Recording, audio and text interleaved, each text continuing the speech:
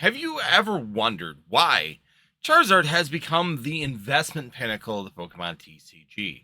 A lot of people out there right now are thinking, well, because it's always been a very, very expensive card, or it's been very influential on how a set performs and makes a set perform better than any other, or the cards themselves are always a premium in the Pokemon TCG, and thus that's why we are specifically looking at that for our investment. So, in turn, we have used it as a focal point for investment in the Pokemon TCG for a lot of years. Now, my question is we're going into investment again, into the investment series here on Northwoods TCG. Is that actually valid? And is there a actual concrete fact that shows that Charizard should be the number one pinnacle item or card in the Pokemon TCG that we should be looking at for our investments? So, we're going to dive into that deep down, going all the way back through the history of Charizard, coming out to whether or not you think we should be using Charizard to make investment decisions in the Pokemon TCG. All right, so let's take a history lesson of Charizard, and let's take a look back in time to see where in the history of the Pokemon TCG has Charizard actually been the best card. And I think the best way to do this is go by generation, because a lot of things change between generation and generation, whether it's play mechanics, full arts, the SIRs, all these things kind of change, rainbow rares, all these things kind of come into play in different eras in the Pokemon TCG, and it gives a good clean split area. And we can go back in time and really look at which ones are the best and which eras have Charizard as number one. And when you're making investment decisions, you should be able to confidently say that Charizard is number one, right? I think that that's a pretty fair assessment is that if you're going to make an investment decision on a card based on a set doing well or a single doing well, as an investment, it should have number one potential or have that availability to drive it to that number one spot. So let's take a look back in time and see which sets or generations have had Charizard as number one, going back to base set. And I'm going to stay in English because as much as, I look Japanese and I'm really not. So I'm sorry to disappoint that you on that part, but we're not going to go into Japanese. We're going to focus on English just because that's what most of the people that are watching this channel are going to deal with. So first one we're going to go on to is going to be the base set. So base set Charizard first edition, obvious, right? For sure, we all know that. Base set first edition Charizard, absolute king of the jungle. Pretty much most people would say king of the whole Pokemon jungle up to date. But that's what we have on the base set. Now, we're going to Neo. Of course, we got another change in the Pokemon TCG. And this one we're going to be adding in the shiny Charizard. So shiny Charizard is number one, followed by the Lugia.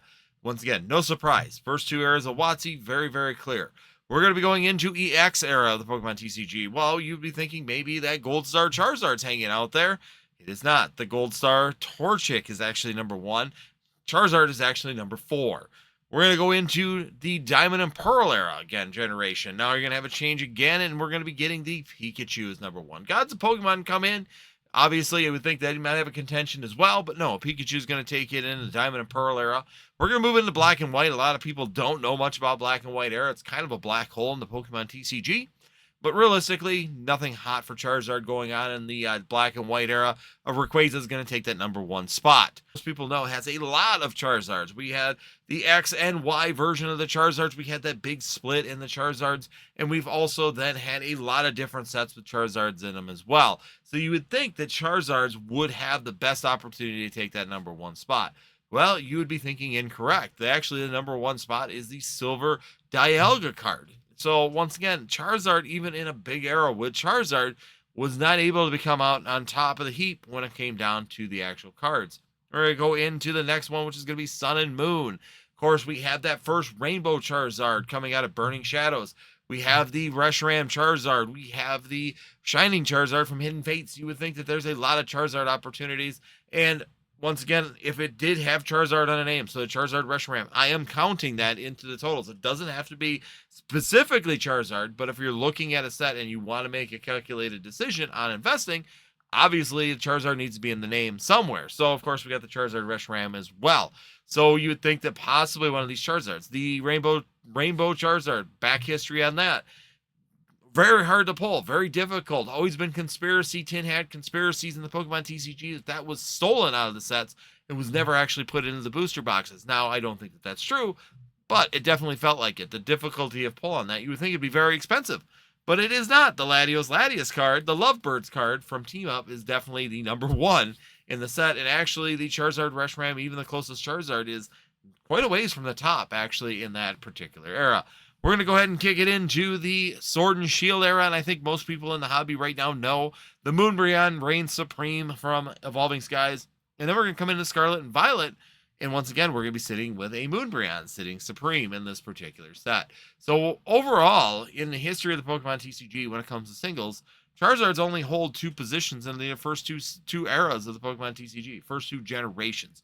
I keep saying eras and generations, and I do apologize for that. It's generations are realistically what we're looking at, because there have been a total of 9 generations at this point in time.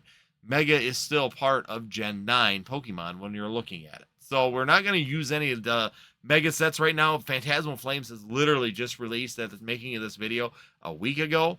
So it's really not a good data point to pick up, just because we don't even know where it's going to settle at this point in time. And if there is going to be, if it's going to hold that pricing, if it's going to get reprinted, we have no idea at this point in time. So it's not a fair assessment right now. So we're going to stick with the remainder, but still, it does not take the number 1 spot. Moonbreon or Sunbreon definitely still holds that by far.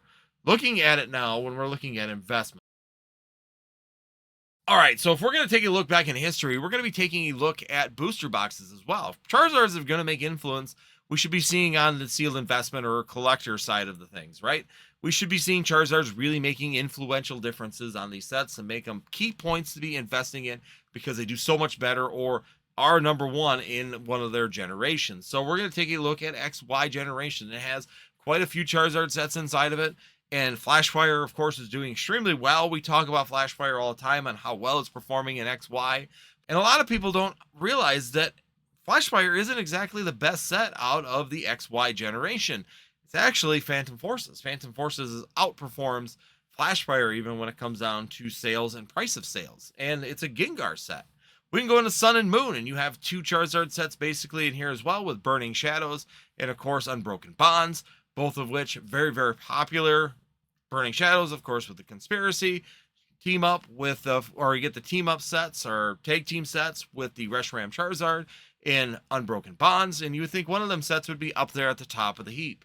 The fact is that they are not. So the best sets out of there is going to be Team Up, followed by Cosmic Eclipse, followed by Unified Mind, and 4th is Unbroken Bonds. So Unbroken Bonds doesn't even push it into the top 2. It's actually at the least performing out of the tag team sets. So we're going to move into Sword and Shield. Now, most people on this point are probably coming into newer history and starting to see the trend that's happening at this point in time.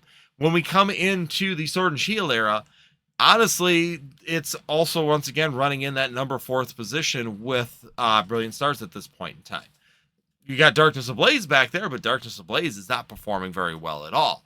We have, of course, the top set is going to be Evolving Skies, and then it kind of jumps between Lost Origin and Fusion Strike, Chilling Reign pushing up there as well, on top of Brilliant Stars. So, once again, we are not seeing the performance at this point in time in any of the sealed products or investments. We can go into the Scarlet and Violet era as well, and of course, we can go through the Scarlet and Violet. You got Obsidian Flames sitting back there as a set that has a Charizard in it, and Obsidian Flames, of course, is not the best performing set right now in Scarlet and Violet. Granted, Scarlet and Violet has a lot of newer sets, so we don't know where they're going to lay out when it's all said and done. It's going to take some time. Plus, these mega sets are technically part of the Scarlet and Violet or the Gen 9 areas, so they are all still part of this section, but it's still too new, and they aren't performing as well as the Sunbreon inside of this set as either. So, overall, we're still seeing the same situation over and over and over again.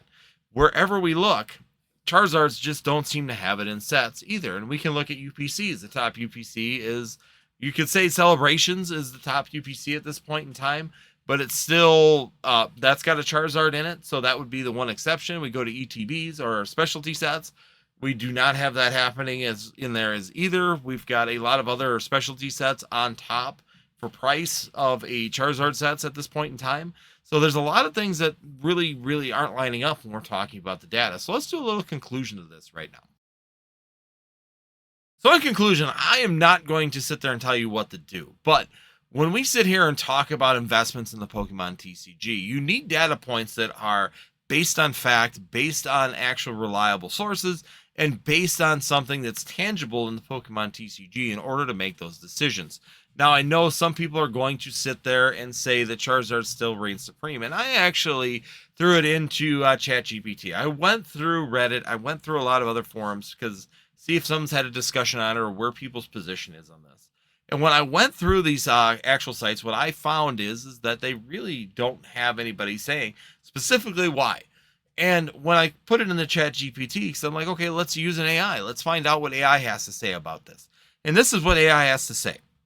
The Charizard card is not necessarily the highest performing, the most expensive, or pushing any sets to be an extreme price. What it is a more nostalgic feel in the Pokemon TCG.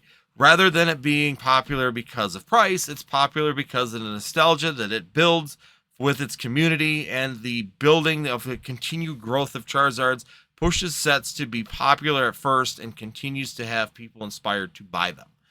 That is what we're seeing right now. It has not really performed in the price. It has not performed in the actual data sets of the sealed product.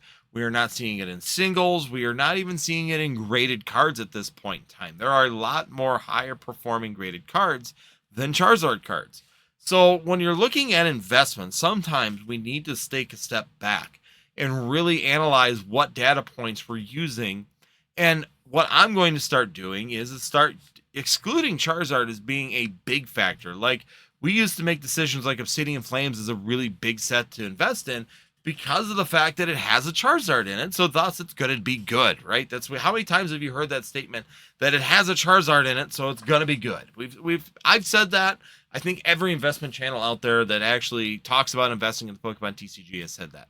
But we don't have the data points to really continue to say that. We have to really start using the data we have to make good decisions. And as much as I hate to say it, and some people in the comments may disagree, I think that Charizard needs to come off as the number one reason to be investing in a set. We need to start looking at other factors, such as what kind of hit cards are inside of it, the pull rates of these particular sets, all the fan favorite Pokemon inside of there. Are there fan favorite Pokemon like Gengar that are going to outperform a Charizard at the end of the day? Is Umbreon inside the set? Because Umbreon has been showing to outperform Charizard, at least in the last 10 years. And it's continued to show that as time moves forward on every one of these sets. So your evolution is going to take the place. I don't know. I can't tell you for sure if that's going to be the absolute end-all be-all, but I would definitely be considering it as we're moving forward for looking at data points for investment.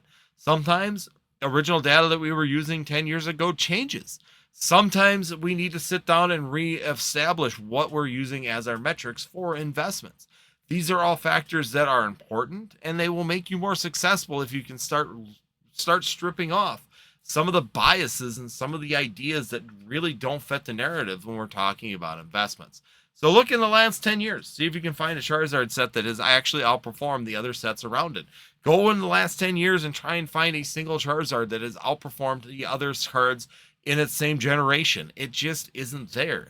And if we're using Charizard as the metric for investment, it needs to be the best. It needs to be the reason that we purchase these things. So let me know in the comments what you guys think. Is Charizard something that is an important factor in a set? Is it something that we should always consider when we're talking about investment?